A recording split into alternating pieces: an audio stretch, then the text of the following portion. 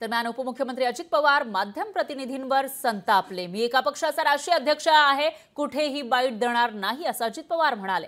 प्रत्येक चर्चेला उत्तर द्यायला मी बांधलेला नाही असं म्हणत अजित पवार संतापले। आम्हाला जेवढं सांगायचं असतं तेवढं आम्ही सांगतो असंही ते म्हणाले। तर काही गोष्टी अंतर्गत चर्चेच्या असतात असं अजित पवार यांनी म्हटलेलं आहे। अजित पवार राज्याचे उपमुख्यमंत्री आणि नेहमी संयमानं बोलत असतात, टोले टिप्पणीही करत असतात, मात्र आता ते माध्यम प्रतिनिधींवर संतापले। मी एका पक्षाचा राष्ट्रीय अध्यक्ष आहे, त्यामुळे कुठेही बाईट देणार नाही असं त्यांनी सांगितलंय। तर प्रत्येक चर्चेला उत्तर द्यायला मी बांधील नाही असंही अजित पवार म्हणाले।